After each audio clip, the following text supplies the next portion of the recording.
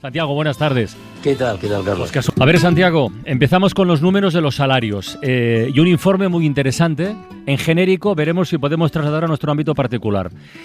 El Fondo Monetario Internacional dice que subir salarios no repercute en que suba la inflación.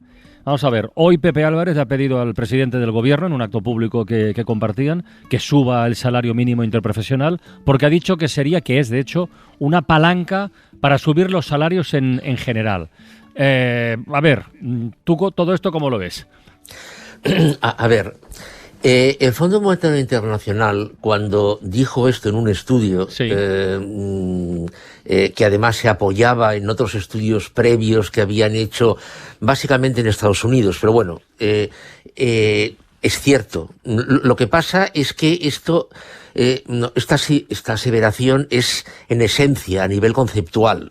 Es decir, si a la directora gerente del Fondo Monetario Internacional un periodista le preguntara en una rueda de prensa, oiga, ¿ustedes que han dicho esto también lo mantienen para un país que tenga una productividad bajísima? Entonces, evidentemente, dirían que no. Es decir, como se dice en economía, ceteris paribus, manteniendo los parámetros que no consideras constantes o de una forma estabilizada. Es verdad que aumentar los salarios, cuidado, de una forma en línea con las necesidades o con las circunstancias. No estamos hablando de subidas como las que tuvieron lugar en España en la transición, por ejemplo. No repercute en la inflación, esto es verdad. Lo que pasa es que de forma generalizada decir que esto es aplicable en España en su conjunto, yo no estoy de acuerdo. Entonces, si en España los precios este último año han subido, que eso es un dato, un número concreto, un 8,4, y los salarios han crecido de media un 2,2, ¿esto es lo que toca o hay algo que chirría? Claro. Bueno, que chirría es evidente. Hemos perdido un 6,2, ¿no? Exacto. Claro, por esto yo digo y repito y vuelvo a repetir que los salarios tendrían que vincularse con el estado de las empresas. Y vuelvo a poner el ejemplo de Mercadona. Mercadona ha dicho que, en boca del señor Juan Roig, sí, que va a mantener el poder adquisitivo de sus trabajadoras y sus trabajadores. ¿Por qué? Bueno, pues porque puede hacerlo, porque Mercadona es una compañía que, en base a sus números, esto puede mantenerlo. Yo te pongo otro ejemplo, Santiago. Uniqlo, el gigante japonés, por ejemplo, va a subir un 40% el salario de sus trabajadores. Ya, lo que pasa es que este es un sector, que es el sector textil, es un sector muy especial, muy concreto, que toca unos temas muy específicos. Pero bueno, de hecho está en la línea. Es lo que hizo Lidl, por ejemplo, en Suiza, sí, que fijó su propio salario mínimo, el de la empresa. Es decir, por esto yo creo que las subidas salariales tendrían que determinarlas el balance y la cuenta de explotación de las empresas. Y Santiago, si el argumento económico no convence o tiene fallos, me gustaría saber si funciona el social, es decir, si es correcta este enunciado. La inflación golpea desigualmente a ricos y pobres, con lo cual favorece la brecha social y, por tanto, históricamente se traduce siempre en desorden, es decir, nos conviene como sociedad que se suban los salarios. A ver, la inflación no golpea igual a ricos y a pobres. Claro. A los ricos les golpea menos, claro, por una razón muy simple, porque la composición o el mix de artículos consumidos por un rico y por un pobre, o por una familia rica y una familia pobre, sí, no es la misma. Entonces, por ejemplo, la alimentación, el impacto que está teniendo la inflación, el IPC, en la alimentación es mucho más elevado, el impacto, que el que está teniendo sobre el precio de los Ferraris, por ejemplo. Ya. Entonces, una familia pobre no consume Ferraris. Una familia rica puede consumirlos. No, en fin, no pensemos concretamente en el Ferrari, por favor, es un ejemplo. No. Entonces, si una familia de renta baja, no necesariamente pobre, pero de renta más baja, consume artículos de primera necesidad o artículos básicos, ahí el impacto es mucho más más elevado que en los artículos o en los bienes de una que pueda consumir una familia más rica. Por esto, otra vez vuelvo a decir que las ayudas no tendrían que ser o no tendrían que estar concedidas de forma generalizada, sino con nombres, apellidos y dirección postal. Bueno, lo que pasa es que si se subiera el salario, lo que ha subido la inflación, quizás no necesitaríamos esas ayudas del Estado. En el fondo se está haciendo una transferencia, ¿no? Pero Isaías, es que privado al Estado. Es que no, a ver, no se puede subir el salario de forma generalizada por la productividad que tiene España, además, que es baja. Además hay una trampa, que esto de la que no se habla, o se habla poquísimo, y es que, por favor, ponedle comillas, al Estado, a la agencia tributaria, le beneficia la inflación. ¿Por qué? Porque está recaudando más. Es decir, más. Este famoso récord que algunos ministros y ministras han hecho o han comentado de que se ha batido el récord de recaudación en España y se va a batir también este año, etcétera, etcétera. Claro, esto es verdad porque, por ejemplo, la tarifa del IRPF no está deflactada con la inflación. No. Es decir, ningún político en el gobierno va a reconocer que la inflación está favoreciendo la recaudación fiscal, pero es así. Claro. Y yo lo que no entiendo, por ejemplo, es cómo los sindicatos no están reclamando con más ahínco, lo han dicho, pero no están reclamando con más ahínco que con la voz más alta, que se deflacten las tarifas, las tarifas de tipos en base a la inflación. Entonces, claro, de alguna forma sí que se está produciendo una transferencia. Y por un lado, está habiendo una transferencia de fondos de la ciudadanía hacia el Estado vía inflación, porque están subiendo las bases a través del incremento de precios sobre los que se calcula el IVA, etcétera, etcétera, y también la imposición directa, y por el otro lado, bueno, se dan ayudas vía el IVA o vía tal, pero que en ningún caso compensan, y además de forma generalizada. Entonces, no sé si me he explicado. Sí, perfectamente. Santiago, en esta selectividad de medidas es que bonificar la gasolina, los combustibles de los coches indiscriminadamente no debió hacerse. No a todos los coches y sobre todo no a todos los conductores. Esto hasta lo ha reconocido el gobierno, que fue un error. O sea, no con esas palabras, pero bueno. Es decir, esto es el café para todos. Es decir, de esa bajada de 20 céntimos de la gasolina se benefició el autónomo que se dedica a la representación comercial y que va con su coche recorriendo los pueblos de Soria o los pueblos de Girona, y que utiliza para su trabajo, y se benefició el señor que se dedica a pasearse con su Maserati, no digamos otra vez Ferrari, y que no está produciendo nada mientras se pasea. Vamos, esto es absurdo. Mira, en términos económicos es absurdo. Mira, Santiago, sigamos haciendo números, pero vamos a ponerle rostro a las cifras. Y estamos hablando de inflación, del incremento del precio de los alimentos. Volvamos al precio de la luz, que hace tiempo que no hablamos, ¿no? Pero en el conjunto del año, eso es un informe de hoy mismo de Facua, en el conjunto del año pasado, un usuario medio pagó unos 1.500 y pico de euros por la luz, que supone casi un 40% más que el año anterior. Claro. Eso es una cifra, vale. Los rostros. ¿Qué ocurre? Ya sé que no es de todo el mundo, que son casos concretos. ¿Qué ocurre si tu vida, literal, no es una metáfora, depende directamente de la electricidad y, por lo tanto, del precio de la energía? ¿Cómo se las ingenian o cómo pueden ingeniárselas las personas que viven conectadas a máquinas, por ejemplo?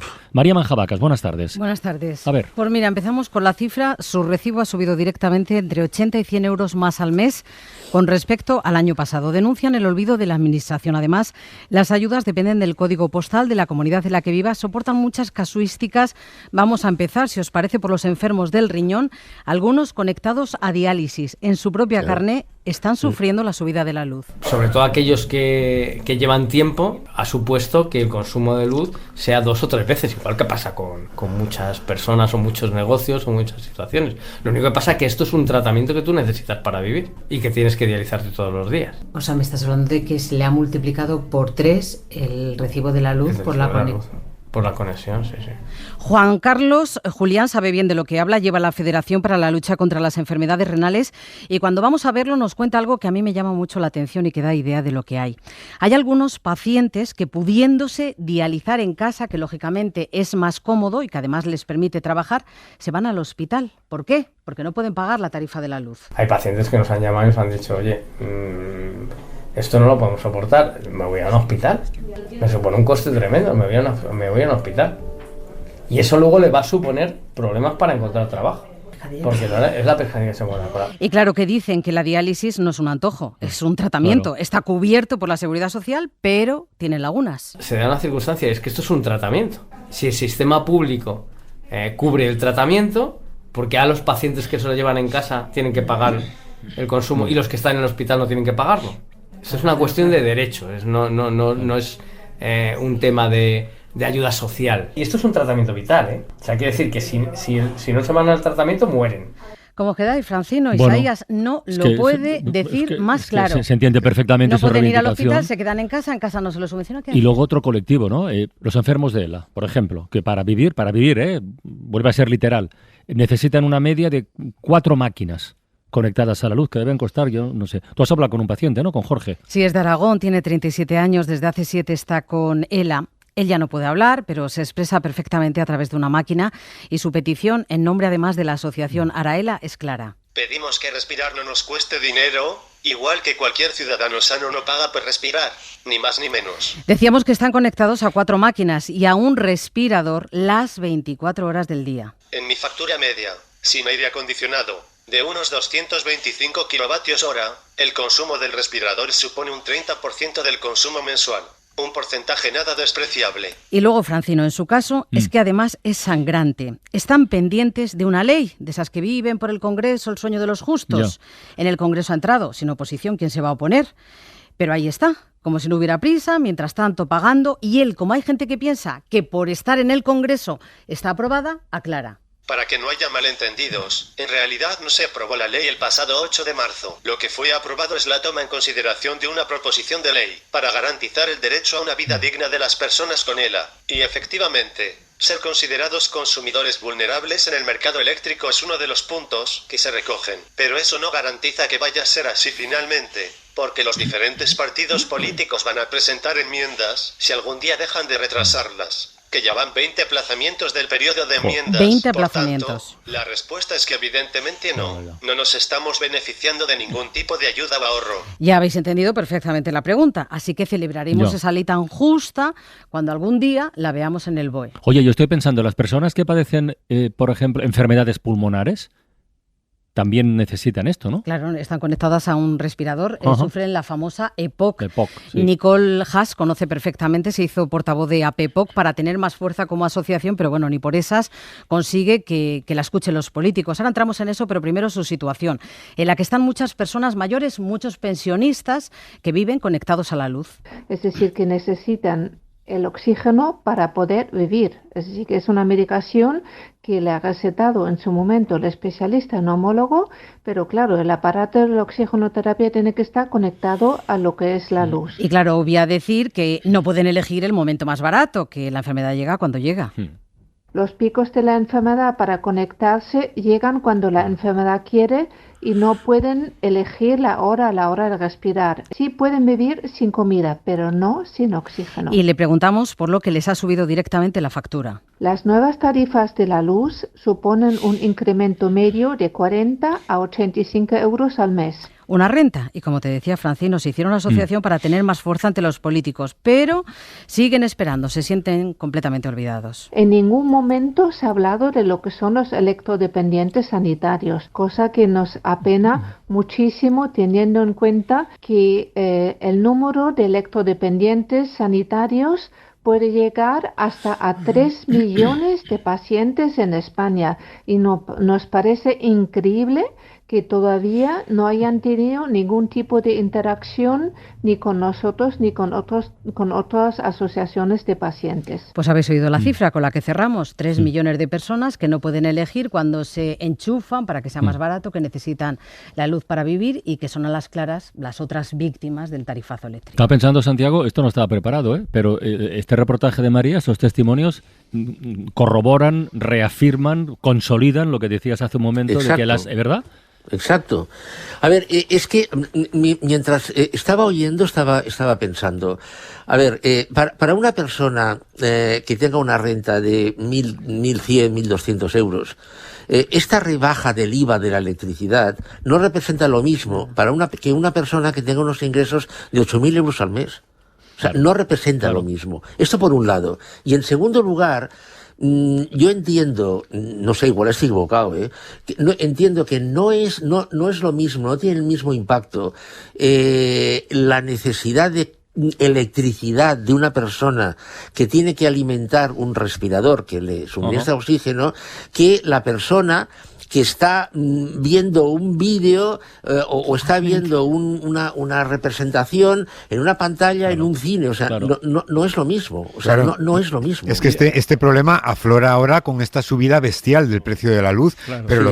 Pero aunque no hubiera subido la luz, es decir, lo que es absurdo es que terapias y tratamientos que son de financiación pública, pero que se realizan en las casas, no estén financiadas. Es decir, esa parte de la luz tendría que estar financiada siempre, no ahora porque haya subido el precio de la luz, ¿no? Ya, lo que pasa, Isaías, es que aquí ya entramos en otra historia.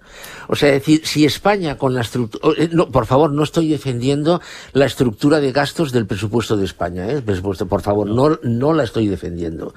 Pero si España ya tiene un déficit histórico en sus cuentas, con la estructura de gastos que tiene ahora, si por ejemplo tuviera que financiar esta electricidad de enfermos de ELA, etcétera, etcétera, ¿a dónde sería el déficit? Bueno, yo lo miro desde el lado del paciente, que es un ciudadano. Y entonces un ciudadano enfermo no tiene que estar grabado más que un ciudadano sano en el precio de la luz, por ejemplo, ¿no? Evidentemente. Pero el testimonio de estas personas que están luchando por su vida literalmente me lleva, con perdón, a la pregunta tonta de la tarde, Santiago. Es decir, la inflación es unidireccional. Los precios, por ejemplo, de la luz se estabilizarán con suerte, pero nunca volverán a bajar. Es decir, este problema no disminuirá, siempre irá en aumento. No, el precio de la electricidad podría bajar, pero para eso haría falta cambiar la estructura del cálculo del precio, que también de esto hemos hablado varias veces. La estructura del cálculo de precio es, la metodología de cálculo del precio del kilovatio, esta se aplica igual en toda Europa, excepto en España y Portugal por esta famosa excepcionalidad, que a ver cuánto dura. Y es marginalista, es decir, la energía, la fuente última que entra, que suele ser la más cara, es la que determina el precio de todos los demás. ¿Por qué esto es así? ¿Por qué? ¿Por qué no se cambia la estructura, la metodología y el cálculo de precio? Porque no se quiere. Si se cambiara, podría bajar. Ahora, es verdad, si no se cambia, posiblemente no bajará nunca. Déjame contar otra historia relacionada con el precio de la energía, con el suministro energético y también con los efectos del cambio climático, porque ahí se mezcla todo. ¿Alguien sabe dónde está Lützerath? Matías a lo mejor lo sabe. Hay mucho alemán en Mallorca. Exacto, suena germano. Es un pueblo alemán. Es un pueblo que va a desaparecer, pero literal va a desaparecer, porque hoy ha entrado la policía para desalojar a un grupo de activistas que hace ya 2 años lo estaban ocupando en defensa del clima. Ahora nuestra corresponsal nos va a explicar por qué. Carmen Viñas, buenas tardes. Hola, buenas tardes a ver, cuéntanos la historia de este pueblo que tiene las horas contadas, como tal. Pues sí, efectivamente, en un par de semanas será historia, 900 años de historia desaparecerán y bueno, el asunto es que la energética RWE, que es la segunda mayor productora de energía de Alemania, ha ido comprando poco a poco las tierras y las propiedades de los vecinos durante unos 17 años hasta que ha conseguido hacerse con todo el pueblo. Su idea siempre ha sido la de ampliar una gigantesca mina de lignito a cielo abierto, donde extraen carbón, que ya tiene un tamaño de 48 kilómetros cuadrados y ya ha engullido otros 2 municipios, y este pueblecito, Lützerath, está solo a unos minutos ya de la pala excavadora. Lignito, carbón, o sea, lo del proceso de la descarbonización en algunos lugares o en algunos momentos parece que no acaba de tirar para adelante. Y Carles, cuando escuchaba a Carmen, Dios es mío. el trasfondo argumental de la película Asbestas, Sí, que son efectivamente. en la película son molinos de viento, ¿no? Las plantas eólicas en lugar de carbón, y la lucha entre quienes desean mantener desde fuera el statu quo, ¿no? La tradición, y quienes han vendido desde dentro, ¿no? Que en ese caso era en aquel pueblo. Porque tal como está el Galicia. panorama, Santiago, todo el tema de la descarbonización, la desaparición de los combustibles fósiles, que hace 4 o 5 años parecía tener un calendario más o menos concreto, ahora mismo, yo creo, tú dirás si sí o si no, es una incógnita. Esto nadie sabe cómo va a terminar ni cuánto va a durar, ¿no? A ver, déjame un pequeño comentario sobre este pueblo alemán. A ver, que esto iba a pasar ya se sabía desde el momento en el que se dijo que se tenía que reducir hasta llegar a cortar la dependencia del gas ruso en Alemania. Claro. Si resulta que ese 46% que Alemania utilizaba de gas ruso y va a desaparecer, eso tienen que sustituirlo por algo. ¿Qué es lo que tiene más a mano Alemania? El carbón. Ahora me dirás, bueno, pero el carbón contamina mucho. Ya, claro, evidentemente. Sí. El carbón contamina, tira. Perdona, y el lignito concretamente más. Sí. Entonces, a corto plazo, tienes toda la razón. A corto plazo se va a olvidar, no, porque claro, olvidar será imposible, porque los grupos medioambientalistas lo recordarán, pero bueno, se pasará de puntillas por encima de los compromisos medioambientales. Para siempre, yo creo que no, porque o será un giro a la situación medioambiental o nos moriremos todos. Con lo cual, yo lo que creo es que cuando esta crisis energética, que yo creo que durará 2-3 años, empiece a reducirse, yo creo que la única forma, que se tomarán medidas draconianas para reducir la contaminación, pero draconianas quiere decir casi dictatoriales. Estaba pensando, Santiago, que entre la descarbonización y la descabronización, que también es necesaria, tenemos tarea para siglos aquí, ¿eh? Pues sí, pues evidentemente sí. Carmen, ¿alguna cosa más desde Alemania? Nada, contaros al hilo de lo que apuntabais, que es un tema, pues políticamente bastante comprometido, porque aunque el gobierno actual quería avanzar muy rápido en la agenda de descarbonización y de nucleares, al dejar de depender, como apuntabais, de los hidrocarburos rusos, han tenido que cambiar sus prioridades, han reactivado 3 térmicas de carbón que estaban cerradas, han mantenido abiertas las últimas nucleares, y bueno, la empresa y el gobierno renano se agarran a varios estudios que concluyen que incluso en el escenario con menor demanda de carbón, el lignito de este pueblo es necesario para garantizar el suministro. Pero la polémica está en que hay otros tantos estudios a los que se aferran los activistas que llegan a la conclusión contraria. Bueno, un abrazo, Carmen. Un abrazo a todos, chao. Adiós. La próxima semana volveremos a hacer números con Santiago Niño Becerra. Santiago, un abrazo. Muy bien, buenas tardes a ti y a todos.